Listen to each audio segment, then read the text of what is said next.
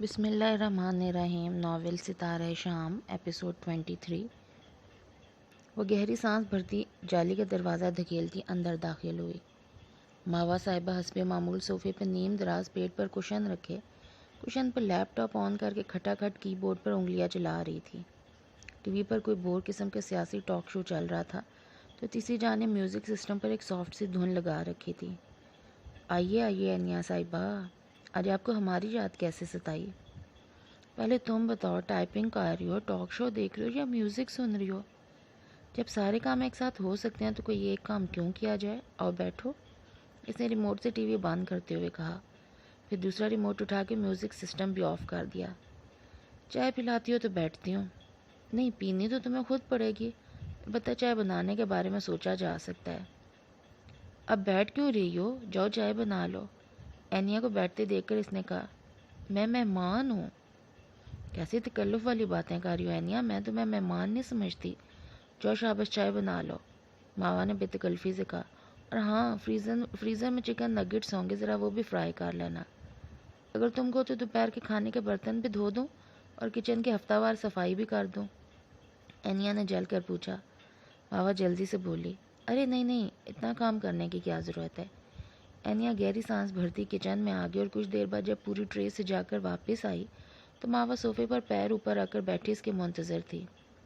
شاباش، تم نے تو سارا کام بہت جلدی ختم کر لیا، ماوا نے مسرور ہو کر کہا۔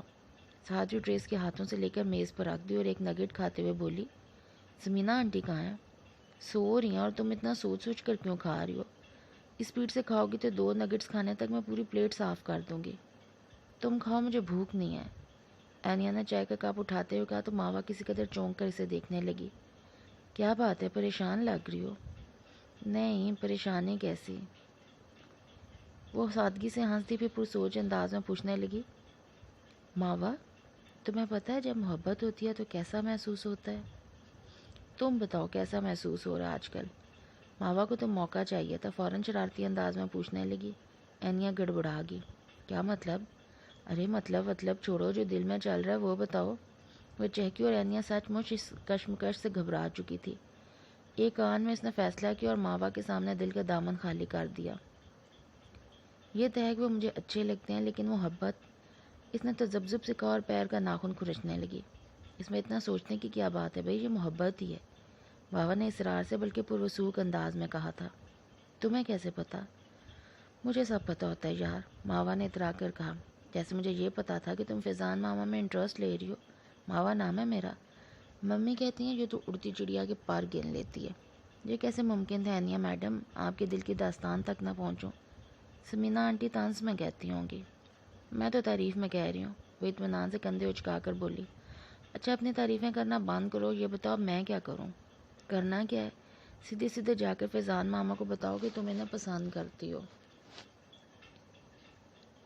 اس نے باسہولت حال بتایا۔ انیا فوراً نفی میں ساری لانے لگی، میں نہیں کہہ سکتی۔ وجہ؟ مجھے ڈر لگے گا۔ میری ماما سے آئی لو یو بولنا ہے یا ہٹلر سے جو ڈر لگے گا؟ پہلے کنفرم تو ہونا تو یہ محبت ہے یا محض پسندیدگی؟ میری بات مان لو، یہ محبت ہی ہے۔ تمہیں کیسے پتا جبکہ ابھی تک مجھے بھی نہیں پتا؟ میرے جیسے کسی ذہین فلاسفر نے کہا ہے، محبت اور یرکان کو آنکھوں سے ظاہر ہونے سے نہیں روکا جا سکتا، تو تمہاری آنکھیں بتا رہی ہیں تمہیں ان سے محبت ہو چکی ہے۔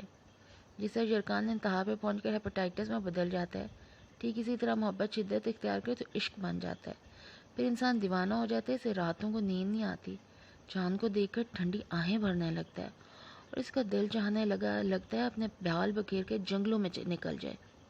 بیعت سنجیدگی پر انداز میں اور رتی بھر بھی سنجیدہ نہیں تھی۔ یہ تم کسی عاشق کا حال بیان کر رہی ہو یا پاگل بھینسے کا؟ پاگل بھینسے کا، سنجیدگی سے جواب آیا۔ اینیا نے سر پیٹ لیا۔ اس سر نے کیا قصور کیا؟ مجھے تم سے پوری ہمدردی ہے انیا، محبت کرنے سے پہلے مجھ سے مشورہ تو کر لیتے تو میں ضرور تمہیں بتاتی۔ کسی پتھر سے سر پھوڑ لو، پنکھے سے پھندا لگا کے خودکشی کر لو، مگر فیضان ماما سے محبت نہ کرو، مرو تم۔ انیا جھٹکے سے اٹھ کر جانے لگی۔ ماوا نے اسی تیزی سے اس کا راستہ روک لیا۔ خبردار بات کو بیچ میں چھوڑ کر مت جاؤ، ویسے بھی میں تمہیں دل سے اپنی ممانی جان مان چکی ہوں، اور جب تک اپنی ممانی جان کی پریشانی دور نہیں کرتی مجھے چین نہیں آئے گا۔ سبحان اللہ، کیا بات ہے آپ کی، یہ تک تو پتہ نہیں کہ آپ کے ماموں جان کے دل میں کیا ہے، محترمہ مجھے ممانے بنا کے بیٹھی ہیں۔ دیکھو، ایک بہترین فلاسفر نے کہا ہے، جب کسی مسئلے کا حل نہ مل رہا تو کرکٹ کھیلنا چاہیے اور اس کے بعد مسئلے کا حل ڈھونڈنا چاہیے۔ اور یہ فلاسفر کون ہے؟ تمہیں میں نظر نہیں آ رہی؟ ماوا کھلکھلائی اینیا سے گھور کر بولی۔ محبت مجھے بھی ہے، لیکن لگتا ہے دماغ تمہارا چل گیا۔ اتنے دوپہر میں کرکٹ کھیلیں گے؟ اب آئی نا صحیح بات زبان پر۔ ماوا نے خوش و پرجوش ہو کر تالی بجائی۔ اینیا سٹپٹا گئی۔ نہیں وہ، ارے چھوڑو یہ وہ، بس اتنا کافی ہے کہ تم کو فیضان ماما پسند ہے۔ میں ان کو سمجھا نہیں سکتی، لیکن ان کو قائل کرنے کے لیے تم کو بڑے اچھے اچھے آئیڈیاز دے سکتی ہوں۔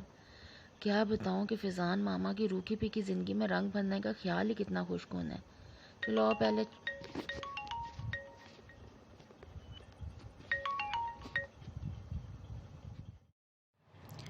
آؤ پہلے چائے پیتے ہیں، پھر کرکٹ کھیلیں گے اور اس کے بعد بیٹھ کر سوچیں گے کہ تمہیں کیا کرنا چاہیے۔ وہ جیسے سارا کچھ طے کیے بیٹھے تھی۔ اینیا کسی سوچ کے تحت دوبارہ بیٹھ گئی۔ اس کے بعد ہنگامی بنیادوں پر میچ ارینج کیا گیا۔ ماوا اور اینیا کی ایک ٹیم تھی۔ ولی نے لڑکیوں کی ٹیم میں شامل ہونے کو سراسر اپنی مردانگی کی توہین تصور کیا اور ولید سخت چپکلش کے باوجود اس کے ساتھ ٹیم بنانے کو ترجیح دی۔ شازیہ فیلڈر تھی، جاکوے چوکیدار جس کی دور کی نظر کمزور تھی اور اللہ کے فضل و کرم سے آج وہ اپنا نظر کا چشمہ بھی گھر چھوڑ آیا تھا، کو امپائر بنا دیا گیا۔ اب کچھ اس قابل امپائر کے مہربانی اور کچھ ماوا کی ڈھٹائی کا نتیجہ کہ لڑکیاں گھنٹہ بھر سے فرضی وکٹ اور ڈرائیو وے کی پچ پر جمے کھڑی تھی اور لڑکیاں بری طرح پیچ و تاب کھا رہے تھے۔ بلاخر ولید کا صبر جواب دے گیا۔ اس نے پی کیپ اتار کے زمین پر پٹکی اور پھر وہیں پھسکڑا مار کے بیٹھ گیا۔ کیا ہوا ہے ولید؟ جب تک ہمیں بیٹنگ نہیں دی جائے گی ہم نہیں کھیلیں گے۔ ارے واہ، اینیا نے تنک کر کہا، ہمیں آؤٹ کرو پھر بیٹنگ لے لو۔ بالکل ٹھیک، ماوا نے بھی بیٹ لہرا کر کہا۔ اب تمہاری باؤلنگ زیرو ہے تو کوئی کیا کرے، ورنہ میں تو اتنی بہترین پلیئر ہوں کہ 92 میں عمران خان نے ہر میچ کا اسٹریٹجی پلان مجھ سے ہی بنایا تھا۔ اس نے اکڑ کر کہا۔ اچھا، اب تم اتنا اصرار کر رہی ہو تو مان لیتا ہوں۔ ویسے بھی تم اتنی عمر رسیدہ لگتی ہو کہ ضرور ہی 92 میں مشورے دیتی ہوگی۔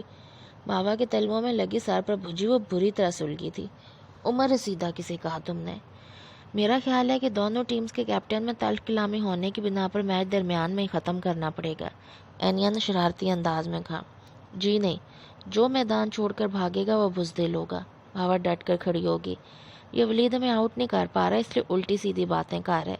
تم بغیر دھاندلی کے کھیلتی تو پہلی بال پر ہی آؤٹ ہو چکی ہوتی، ولید نے دو بدو کہا۔ اب آؤٹ کر کے دکھاؤ تو مان جاؤ، ماوا نے چیلنج کیا۔ ایسی بات؟ ولید کھڑا ہوا۔ پیچھے ہٹنے والوں میں سے تو وہ بھی نہیں تھا۔ میں نے بھی اس بال پہ 6 نہ لگایا تو ماوا میرا نام نہیں۔ ماوا نے پوزیشن سنبھالی۔ ٹھیک ہے، پھر کل سے ہم تمہیں بڑکو بلایا کریں گے۔ ولید نے پوزیشن لے کر بال سنبھالی۔ ماوا ایک دم ہائی الرٹ تھی۔ اس نے سورج سے بیٹ گھمایا۔ گیند بیٹ سے ٹکرا کر تیزی سے آسمان کی طرف بلند ہوئی۔ سب کی نظریں گیند پر تھی۔ گیند کچھ دیر ہوا میں تیرتی رہی، پھر مہارت سے 90 کا زاویہ بناتی بنگلے کی باؤنڈری وال کے اس پار غروب ہوگی۔ ساتھ ہی ایک زوردار چیخ ان سب کی سماعت سے ٹکرائی تھی۔ ماوا کے ہاتھ سے بیٹ ٹوٹ گیا۔ یہ کیا تھا؟ اس نے ہراساں ہو کر پوچھا۔ ولید اور چوکیدار تیزی سے گیٹ کی طرف بھاگے۔ ماوا، اینیا اور شازیہ میں تو ہمت نہیں تھی کہ جا کر دیکھتے 6 نے کیا کمال کیا ہے۔ چند منٹ بعد وہ تینوں بوکھلائے ہوئے واپس آ گئے۔ بھائی، سڑک پر ایک لڑکا اوندا پڑا ہے، پتہ نہیں بے ہوش ہے یا مر گیا، بال اس کے سر پہ لگی ہے۔ اب کیا کریں؟ لڑکیاں گھبرا گئی۔ کرنا کیا، اندر چلو۔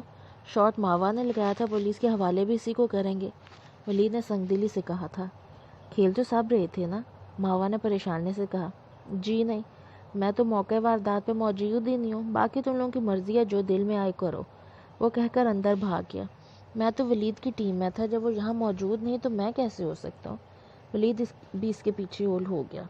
لڑکیاں آوازیں دیتی رہ گئی، لیکن مجال ہے جو دونوں میں سے کوئی پلٹا ہو۔ یہ دونوں تو بڑے ہی بے مروت نکلے، ماوا نے صدمے سے چور آواز میں کہا۔ ماوا، چلو ہم بھی بھاگ جاتے ہیں، کسی کو کیا پتہ گیند کس کی تھی۔ لیکن اس سے قبل کہ ماوا کچھ کہتی، چوکیدار کی آواز آئی۔ بی بی، مردہ کھڑا ہو رہا ہے۔ وہ دونوں حواس باختہ ہو کر گیٹ کی طرف دوڑی اور جلال کو کپڑے جھاڑتا دیکھ کر ایک سانس پرسکون سانس ان کے لبوں سے برآمد ہوئی۔ شکر ہے آپ زندہ ہیں، اینیا نے کہا۔ اچھا ہوا بال آپ کو لگی، ورنہ پتہ نہیں کون معصوم میرے ہاتھوں زخمی ہو چکا ہوتا۔ ماوا کی آواز میں اطمینان اور جوش کے ساتھ ساتھ شکر گزاری بھی تھی۔ جلال بیچارہ پہلی سال پر گیند کھا کر بکھلایا ہوا تھا۔ یہ بات سن کے بڑا سخت صدمہ پہنچا۔ یعنی میرا زخمی ہونا کوئی معنی نہیں رکھتا؟ ارے کیسی باتیں کر رہے ہو جلال، معنی کیوں نہیں رکھتا؟ بالکل رکھتا ہے، بلکہ سچ کہوں تو مجھے بڑی خوشی ہوئی ہے کہ میری گیند آپ کو لگی۔ بڑی خوشی سے ارشاد فرمایا گیا، پھر وہی بنا سوچے سمجھے جو بولنے کی عادت۔ جی؟ جلال کو دھچکا لگا۔ یہ قدرت نے تمہیں ہمارا مہمان بنانے کا انتظام کیا ہے، ورنہ تم نے تو ہمارے گھر نہ آنے کی قسم کھا رکھی تھی۔ چلو آؤ اندر آ جاؤ، تمہیں اچھی سی چائے پلواتے ہیں، ممی بھی تم سے مل کے بہت خوش ہوں گی، اس نے بے تکلفی سے کہا۔ جی نہیں، چائے کے تکلف کی کیا ضرورت ہے؟ ارے پہلی بار تم چوٹ کھا کر ہمارے گیٹ کے سامنے پڑے ہو، اب تمہیں سوکھے منہ تو جانے نہیں دے سکتے۔ ہم بڑے مہمان نواز لوگ ہیں، کوئی کچھ کھائے پی گئی یا بغیر ہمارے گھر سے جائے ہمیں اچھا نہیں لگتا۔ چلو آؤ شاباش، چائے پی کر جانا۔ حسب عادت وہ خدا جانے کیا کیا بولتی، کسی بڑی اماں کی طرح سے پچکارنے لگی۔ ناچار جلال اس کے ساتھ اندر چل دیا۔ کچھ ماوا کے اصرار اور کچھ سادی کی منتیں بھی یاد آ گئیں۔ ٹھیک ہے اماں، جیسی تیری مرضی، میں تو ویسے بھی تیری خوشی میں راضی ہوں۔ دین محمد نے سر جھکا کے سعادت مندی سے جواب دیا۔ اس کی ماں کا دل یکدم خوشی سے بھر گیا۔ اسے فوری طور پر یاد نہیں آیا کتنے عرصے کے بعد اس کا بیٹا دھیمے لہجے میں اس سے بات کر رہا تھا۔ اس سے صرف یہ یاد رہا کہ اس کے منہ سے یہ جواب سننے کے لیے وہ کتنے عرصے سے منتظر تھی۔ بے ساختہ اپنی جگہ سے اٹھ کر اس نے دین محمد کے سر پر ہاتھ پھیرا اور دعائیں دیتے کمرے سے باہر جانے لگی۔ بس ایک بات کا خیال رکھنا اماں، میرے لیے جو بھی لڑکی پسند کرنا وہ ایسی ہونی چاہیے جو میری جنت کا خیال رکھ سکے۔ اسے سوتیلی ماں ہونے کا احساس نہ دلائے، مجھے اپنے لیے بیوی سے زیادہ جنت کی ماں کی ضرورت ہے۔ اس کا لہجہ اس بار مدھم سے ہی لیکن مستحکم اور دو ٹوک تھا۔ دین محمد کی ماں جانتی تھی جلد یا بدیر اگر وہ شادی کے لیے حامی بھرے گا تو اسی شرط کے ساتھ بھرے گا، تب ہی۔ گہری سانس بھرتی اس بات میں سر ہلا کر کمرے سے باہر آ گئی۔ جنت کے کمرے کے سامنے اس کے قدم بے ساختہ رکے۔ کھلے ہوئے دروازے سے وہ پلنگ پر لیٹی دکھائی دے رہی تھی۔ اس وقت 11.5 سال کی ہو چکی تھی، لیکن قد کاٹ سے زیادہ وجہ سے اپنی عمر سے زیادہ بڑی لگتی تھی۔ دین محمد کی ماں چند منٹ وہاں کھڑی اسے دیکھتی رہی، پھر آگے بڑھ گئی اور آنگن میں بچھی چارپائی پر بیٹھ کر سوچنے لگی کہ اب اسے کیا کرنا ہے۔ برادری کی 3-4 لڑکیوں پہ پہلے اس نے دین محمد کے لیے نظر رکھی ہوئی تھی۔ ان میں سے سب سے پہلے قرۂ فال شہدہ کے نام لکھا، جو اس کی چچیری بہن کی بیٹی تھی اور اپنے لمبے قد اور گھنے چٹیا کی وجہ سے اسے بے حد پسند تھی۔ دین محمد کی ماں کو یقین تھا وہ جس کے بھی گھر میں دین محمد کے لیے دستے سوال دراز کریں گی وہ وہاں سے مایوس نہیں لوٹایا جائے گا۔ لیکن دقت یہ تھی کہ اسے ایک نہیں برادری کی کئی لڑکیاں پسند تھیں اور اس کے لیے یہ فیصلہ کرنا مشکل ہو رہا تھا کہ ان میں سے کس کو دین محمد کے لیے چنے۔ بالآخر اس کے شاہدہ کے حق میں فیصلہ دیا اور اگلے روز اس کے ہاں جانے کے لیے تیاری کرنے لگی۔ گو کہ اس نے زہرا کی ناگہانی موت کے کچھ عرصے بعد ہی دین محمد کے تنہائی کے خیال سے اس سے شادی کے لیے اصرار شروع کر دیا تھا، لیکن دین محمد ہر بار دوسری شادی سے انکار کر دیتا۔ میں اپنی جنت پر سوتیلی ماں کبھی نہیں لاؤں گا، وہ ہر بار یہی کہتا ہے، لیکن 4.5 سال کی مستقل تنہائی نے غالباً اسے تھکا دیا تھا۔ تبھی اس بار اس نے اپنی اہم شرط ماں کے سامنے رکھ کر شادی کے لیے حامی بھری۔ دین محمد کی ماں جنت کی طرف سے پریشان تھی۔ اس نے جنت کو مزار والے بابا جی کا تبرک کھلا کر اس کالے سرائی کو ہٹانے کی اپنی سی کوشش کی تھی جو جنت کی وجہ سے دین محمد کے عقل پر پھیلا ہوا لگتا تھا، لیکن اپنی اس کوشش میں اسے منہ کی کھانا پڑی تھی۔ بیٹے نے ناراض ہو کر بول چال کئی دن تک بند رکھی، پھر اس کے معافی مانگنے پر راضی ہوا تھا۔ دین محمد کی ماں اس بات پر کئی روز تک پریشان رہی تھی۔ اسے بیٹے کی نگاہ میں اپنی قدر پتہ چل گئی تھی اور اس کے بعد ماں نے جنت کو سدھارنے کی کوشش ترک کر کے دین محمد کو شادی کے لیے راضی کرنے کی تگودو شروع کر دی تھی۔ اسے لگتا تھا دوسری بیوی کی زندگی میں آتی دین محمد کی جنت کے لیے محبت اور غیر معمولی جھکاؤ میں کمی نہ سی، لیکن اعتدال ضرور آ جائے گا۔ جنت اس کی شہد سے بہت زبان دراز ہو گئی تھی۔ اگلے روز دین محمد کی ماں مٹھائی اور پھل کے ٹوکرے کے ساتھ پوری شان سے بیٹے کا رشتہ لے کر اپنی چچیری بہن کے گھر گئی، لیکن اسے سخت مایوسی کا سامنا کرنا پڑا جب یہ پتہ چلا کہ شاہدہ کا رشتہ چند روز قبل ہی اس کے ماموں کے بیٹے سے طے کیا جا چکا ہے۔ دین محمد کی ماں کو بے حد افسوس ہوا۔ دین محمد کی ٹال مٹول نے اتنی اچھی لڑکی ہاتھ سے نکال دی تھی۔ اس نے اگلے روز بھائی فردوس کے ہاں جانے کا فیصلہ کیا جو اس کا دور پر ایک رشتہ دار تھا اور جس کی بیٹی تبسم اپنے نام کی طرح کھلکھلاتے ہوئے مزاج اور بے حد گوری رنگت کی وجہ سے دین محمد کی ماں کو شاہدہ سے بھی زیادہ پسند تھی، لیکن چونکہ اس کا باپ دور کا رشتہ دار تھا اس لیے تبسم کو دوسرے نمبر پر رکھا گیا تھا۔ بھائی فردوس کے گھر جاتے ہوئے دین محمد کی ماں مسلسل جنت کے رد عمل کے بارے میں سوچ رہی تھی۔ گھر میں سوتیلی ماں یعنی تبسم کے آنے کی خبر سن کے وہ کیا کہے گی؟ وہ یقیناً خوش ہوگی اور باپ کی شادی میں بڑھ چڑھ کے حصہ لے گی۔ ویسے تو بھائی فردوس اعتراض نہیں کرے گا، لیکن ہو سکتا ہے وہ جنت کے بارات کے ساتھ آنے پر اعتراض کرے۔ تبسم کی تو یہ پہلی شادی ہے، ہو سکتا ہے ہونے والے شوہر کی پہلی بیٹی کا بارات کے ساتھ آنے سے اچھا نہ لگے۔ پھر تو دین محمد نہیں مانے گا، جب تک جنت اس کے ساتھ نہ ہوگی وہ بارات لے کر ہی نہیں جائے گا۔ لیکن خیر میں بھائی فردوس کو منا لوں گی، بچے کی یہ خوشی تو نہ چھینے۔ وہ راستے بھر اپنے پریشان کن خیالات کو خود ہی رد کر کے مطمئن ہوتی رہی، لیکن بھائی فردوس کے یہاں اسے پھر ناکامی کا سامنا کرنا پڑا جب یہ پتہ چلا کہ تبسم کی بات بھائی فردوس نے اپنے بڑے بھائی کے ہاں چلا رکھی ہے۔ دین محمد کی ماں یہاں سے بھی نامراد لوٹی، لیکن اسے یہ جان کے حیرت ہوئی کہ دونوں لڑکیوں کے رشتے چپ چاپ طے کیے گئے ہیں، ورنہ برادری میں جب بھی کسی لڑکے یا لڑکی کی رشتے کی بات چلتی سبھی کو خبر ہوتی۔ اگلے 2 گھرانوں میں دین محمد کی ماں کو اسی طرح انکار کا سامنا کرنا پڑا۔ اس کی حیرانی میں اضافہ ہوتا رہا۔ لڑکیوں کے کچھ رشتے یا تو طے ہو چکے تھے یا طے پانے کے مراحل میں تھے۔ وہ جو یہ سمجھ رہی تھی کہ اسے دین محمد کی دوسری شادی کے سلسلے میں کوئی دقت نہیں ہوگی، وہ تو اس کی ساری خوش فہمی دھری کے دھری رہ گی، لیکن اصل صدمے کا سامنا اسے اس وقت کرنا پڑا جب وہ اپنے سگے بھائی کے نواسی کا رشتہ لے کر گئی۔ اس کے بھائی کی بیوی بے حد بدمزاج تھی۔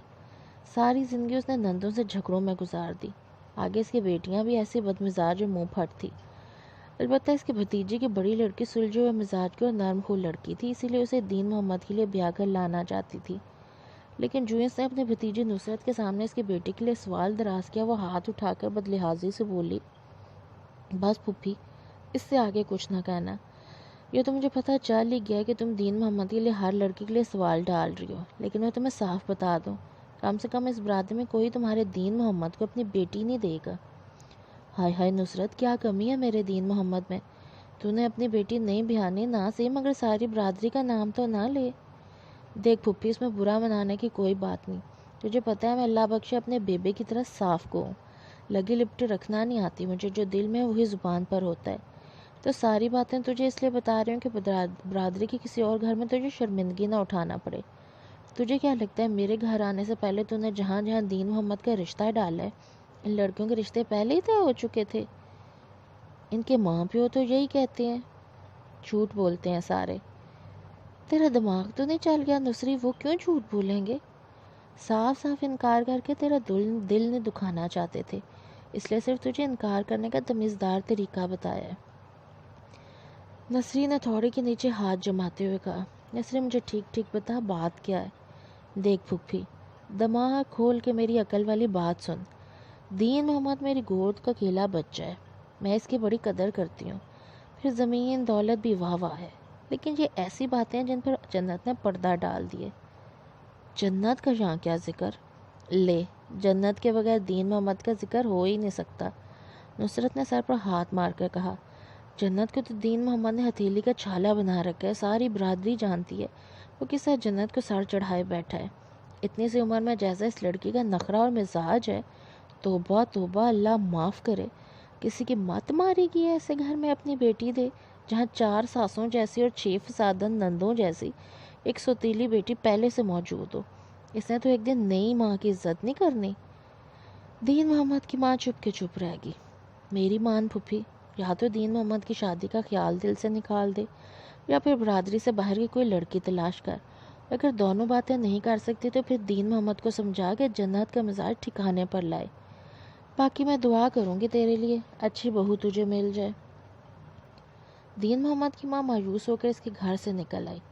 یہ بات تو اس نے سوچی ہی نہیں تھی، اور اب نصرت کی باتیں سن کر اسے احساس ہو رہا تھا کہ واقعی جنت کا وجود دین محمد کی زندگی میں کسی لڑکی کو نہیں آنے دے گا، یا کم سے کم وہ ایسی لڑکی نہیں ہوگی جو اس کے گھرانے سے واقف ہو، اور ایسی لڑکی برادری سے تو نہیں ہو سکتی۔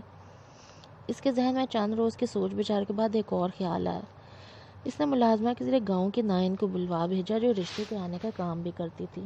اس نے نائن سے کچھ اچھی لڑکیاں دکھانے کے لیے کہا، ساتھ ہی اپنی شرائط بھی بتا دی کہ لڑکی دھیمے مزاج کی اور بے حد خوبصورت ہونے چاہیے۔ دین محمد کو جنت کے مقابلے میں سمجھانا مشکل تھا، لیکن اس کا دل کہتا تھا کہ خوبصورت نئی بیوی کی موجودگی میں وہ جنت کی پرواہ کرنا کسی حد تک کم کر دے گا، جس سے یقیناً جنت کے مزاج پر بھی اچھا اثر پڑتا، اور اگر وہ دھیمے مزاج کی ہوگی تو جنت کے ساتھ سمجھوتا کر کے گزارا کرے گی۔ اپنی طرف سے بہت اچھی تیاری کر کے اس نے نائن کو اپنی شرائط بتائی تھی۔ ساتھ ہی اس نے یہ بھی کہہ دیا کہ اگر لڑکی کم حیثیت گھرانے سے ہو تو اور بھی اچھا ہوگا۔ نائن نے اسے تسلی دی اور جلد ہی اچھی لڑکیاں دکھانے کا یقین دلاتی اپنا معاوضہ لے کر چلے گی۔ اس نے جلد ہی دین محمد کی ماں کو لڑکیاں دکھانا شروع کر دی، لیکن دین محمد کی ماں کو کوئی لڑکی پسند نہ آتی، کوئی خوبصورت نہ ہوتی، کوئی تیز مزاج لگتی تو کسی کا گھرانہ مضبوط حیثیت کا ہوتا۔ ہر جگہ انکار کرتے اسے شرم آتی، لیکن یہ اس کی مجبوری تھی۔ 2 مہینے کی خواری کے بعد بالآخر اسے بشرا پسند آ گئی، جس کا تعلق پڑوس کے گاؤں سے تھا۔ وہ بے حد غریب گھرانے کی اور 7 بہنوں میں سب سے بڑی تھی، اور اس کے دائیں پیر میں لنگ تھا جس نے اس کی خوبصورتی کو ماند کر دیا تھا، لیکن دین محمد کی ماں کو اس پر کوئی اعتراض نہیں تھا۔ بشرا خوبصورت اور بھرپور لڑکی تھی، اس کے پیر کا لنگ نظر انداز کیا جا سکتا تھا۔ بشرا کے ماں باپ کو دین محمد کی دوسری شادی یا ایک بیٹی پر کوئی اعتراض نہیں تھا۔ ان کے لیے یہی بہت تھا کہ ایک مالدار زمیندار گھرانے کی لڑکی، زمیندار ان کے لنگڑی بیٹے سے شادی کرنے کے لیے تیار ہو گیا، جو ان کی باقی بیٹیوں کی شادیاں کروانے میں ان کی مدد کر سکتا ہے، مالی بھی اور اخلاقی بھی۔ اس بات کی یقین دہانی دین محمد کی ماں نے کروائی تھی، اور یوں دین محمد کی ماں کے چند مہینوں کی تگ و دو کے بعد بشرا نام کی خوبصورت لڑکی بیوی بن کر دین محمد کی روکھی پھیکی بے رنگ زندگی میں رنگ بھرنے آ گئی۔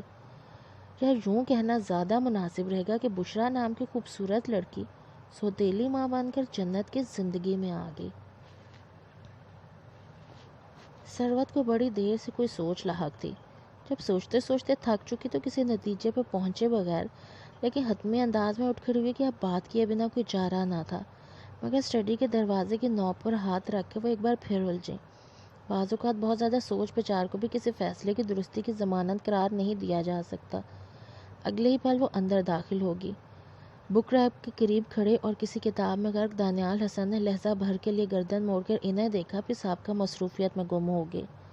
ثروت کی نظریں سگریٹ کے جلے ہوئے ٹکڑوں اور چائے کی اس کالی سی پیالی پر ٹھہر گئی جو اسٹڈی پر تھی۔ خود کو اور کتنا جلائیں گے دانیال؟ انہوں نے سوچا، مجھے آپ سے بات کرنی ہے، میں مصروف ہوں۔ میرے لیے تو آپ ہمیشہ مصروف ہی رہے ہیں، یاد نہیں پڑتا کبھی آپ کو کوئی فرصت میرے حصے میں آئی ہو؟ ثروت نے آنچ دیتے لہجے میں کہا۔ دوسری طرف یوں خاموشی چھائی رہی جیسے سنا ہی نہ گیا ہو۔ ثروت کے تعصب میں اضافہ ہوا، لیکن کیا فائدہ؟ ولی عینیہ سے آپ کے رویے کی شکایت کر رہا تھا۔ وہ خود الجھا ہوا کہ اصل معاملہ کیا ہے۔ اسے محسوس ہوا ہے ہمارے ریلیشن شپ میں کوئی ایسی بات ہے جو نارمل نہیں ہے۔ اس کی بات سن کے ولید نے کیا کہا، بہتر ہوگا تو مختصر بات کرو، دانیال حسن نے سرد مہری سے کہا۔ ثروت کا خیال تھا بیٹوں کے نام آتے ہی دانیال ضرور چونکیں گے، لیکن آپ کو اس بات سے کوئی فرق نہیں پڑتا کہ ہمارے بچے ہماری وجہ سے پریشان رہتے ہیں؟ چھوٹی چھوٹی عمروں میں انہوں نے بڑی بڑی باتیں سوچنا شروع کر دی ہیں۔ فرق پڑتا ہے، لیکن اس کا ذمہ دار میں نہیں ہوں۔ پھر کون ہے ذمہ دار، جس کی ساری زندگی شک کی آنچ پر سلگتی گزری ہے؟ میں نے تم پر کبھی شک نہیں کیا، زبان سے کبھی نہیں کیا، لیکن کوئی ایسا لمحہ نہیں گزرا جب آپ نے میرے کسی بھی عمل کو شک کی نگاہ سے نہ پرکھا ہو۔ حالانکہ آپ کو سوچنا چاہیے تھا مجھے مستقیم سے ہی ملنا ہوتا ہے، تو اسے الگ ہو کر آپ کے پاس کیوں آتی؟ بات یہ ہے ثروت کہ تمہیں ہمیشہ اس بات کا دکھ رہا۔ چاہو تو آپ اپنے فیصلے پر نظر ثانی کر لو۔ نظر ثانی؟ اپنے فیصلوں پر پچھتایا جاتا ہے دانیال صاحب، نظر ثانی نہیں کی جاتی، خصوصاً تب جب اولاد بھی قد سے اونچی ہونے لگی۔ ایسا ہی پچھتاوا ہے تو چلی کیوں نہیں جاتی میری زندگی سے؟ تمہیں بھی سکون مل جائے گا اور مجھے بھی۔ ثروت نے دکھ سے انہیں دیکھا، اپنی ریزہ ریزہ ہوئی ہمتیں جمع کی اور بولی، یہی بتانے آئی تھی آپ کو کہ جب آپ کی زندگی میں میری کوئی جگہ ہی نہیں ہے تو اس گھر میں رہ کر میں کیا کروں گی؟ میں کل بھائی جان کے گھر جا رہی ہوں، واپس کب آؤں گی کچھ کہہ نہیں سکتی، لیکن مجھے لگتا ہے کہ ہم دونوں کو ایک دوسرے سے دور رہ کر سوچنا چاہیے۔ میرا کوئی الجھاؤ نہیں ہے، لیکن کسی حتمی فیصلے پر پہنچنے کے لیے یقیناً آپ کو تنہائی درکار ہوگی۔ صرف ایک گزارش ہے کہ اگر علیحدگی کا فیصلہ ہو تو میری بیٹی کو اس گھر سے رخصت کر دیجیے گا۔ ٹوٹے ہوئے گھروں کی بیٹیاں جڑ سے اکھڑے پودے کی طرح ہوتی ہیں، اپنی جڑیں زمین میں گاڑنے کے لیے انہیں وقت چاہیے ہوتا ہے۔ بیٹے سنبھل جاتے ہیں، شبیہ العباس بھی سنبھل گیا، خدا کرے ولی اور ولید بھی۔ آپ کا جو بھی فیصلہ ہو مجھے مطلع کر دیجیے گا، میں منتظر رہوں گی۔